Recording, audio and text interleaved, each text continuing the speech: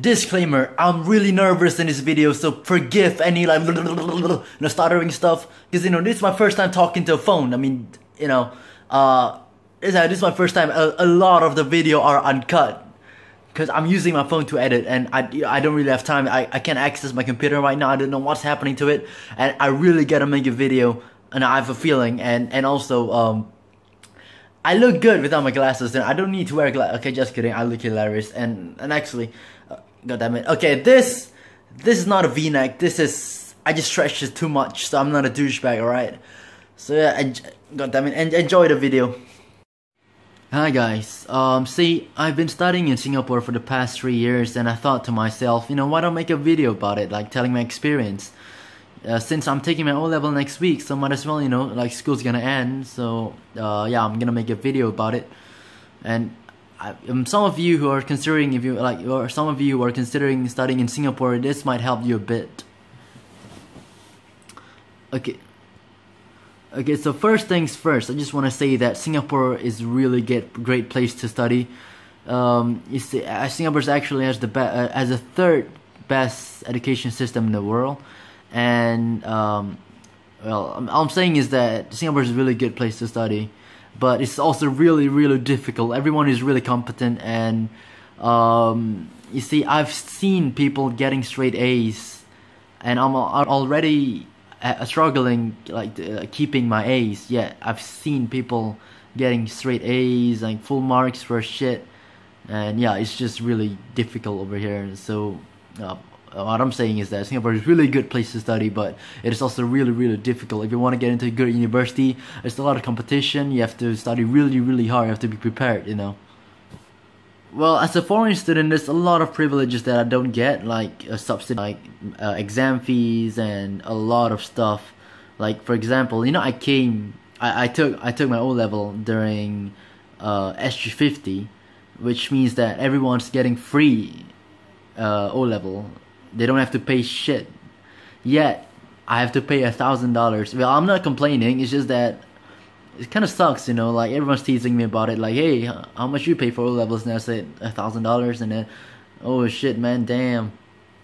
Well, what I'm saying is that as a foreign student, you have to as a foreign student, you have to pay a lot if you want to study in Singapore. See, my school fees is about 47 times as expensive as like average Singaporean student, and also you see, I'm Indonesian, so I'm still in ASEAN countries, so I still get a few subsidies. So I can't imagine how people from Korea or China are like facing their school fees. The cost of living is also very high.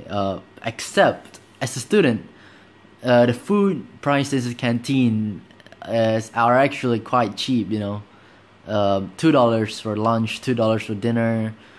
And also you can just go buy stuff at 7-Eleven. It costs about average of $3.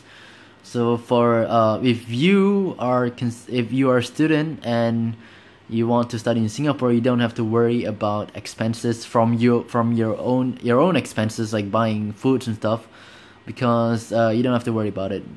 Food prices for a student is really cheap. Well, I do pity your parents. They have to pay the school fees, which is really expensive. So far I haven't experienced, I haven't seen any bullying case in my school. I know there is like some bullying cases in other schools, but it's safe to say that my school, Queensway Secondary School, has very little bullying cases. Well, at least I don't think so, since I don't really get any. And you see, the people here, I think that my classmates and basically my schoolmates are all too occupied in their studies. They don't have time to bully others. And well, and Singaporeans, they may not look like it, but they are actually very nice people. Well, okay, I take it back. Some of them do look nice, but well, it depends on the place where you go. If you go to like the bad side of Singapore, you're gonna find a lot of bad people. But if you go to like good place, find good people. Well, I take back what I said about they may not look so like nice. They actually, some of them actually do look nice. It's just that well, depends on the school you go. If you go to a bad school, then you're gonna experience bullying. It's like inevitable. And in Singapore, CCAs, which is actually with some kind of extracurricular activities where you do stuff after school or before school in some rare cases. It's like footballs and basketball. It's kind of like a sports club, and not only sports club. There's also green club. There's drama club. There's a lot of clubs. Well, if you join them and you do a lot of stuff, like you contribute a lot, your exam, you're gonna get a few points on for the exam, and it's gonna help you a lot. It's gonna help you get into the high school you want in Singapore. And you are gonna get a few awards if you do really well in your CCAs. And also, and as I said before, everyone here is very competitive. At least in my school, you see, I've managed to get the top rank once, and it's a really stressful experience. Okay. Everyone is being really competitive towards you. I mean, not in a bad way. It's a friendly competition. It's just that all of them are gonna start studying really hard to get a position if you're at the top, and also you're gonna have a lot of stress. You have to you have that feeling that you have to keep a position. If not, you're gonna experience some bad feeling and stuff.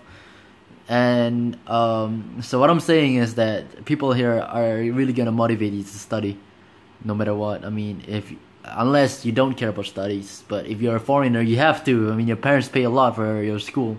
If you don't give a shit, then well, I feel bad for your parents, man.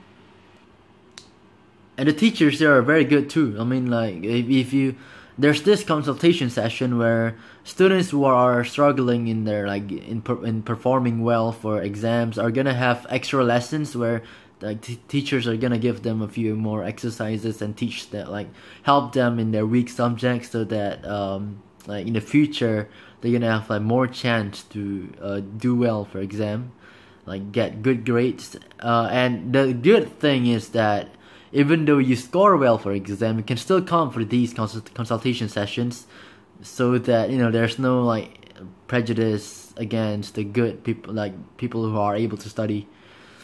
So it's really good. I mean, and also just before O levels, there's this one-on-one consultation session where students and teacher can so that it is gonna help a lot. You can ask the teacher a lot of questions that you can't ask before because there's too little time or something.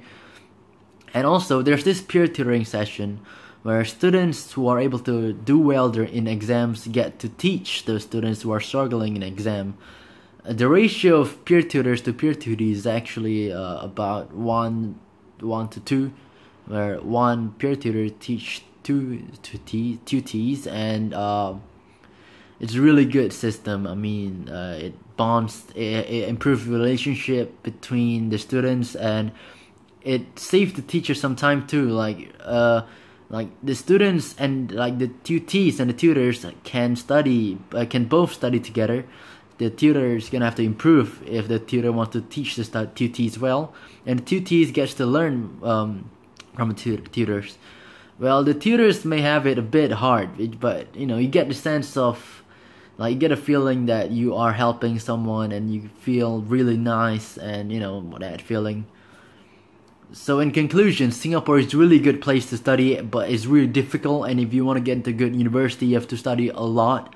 And bullying, is not so much, and people are very kind, and transportation is good. I mean, you don't have to worry about public transportation. You're gonna get it good anyway. And that's all I can say. I think if I missed any point, just comment it or something, and I'll make it in the next video. Well, see ya.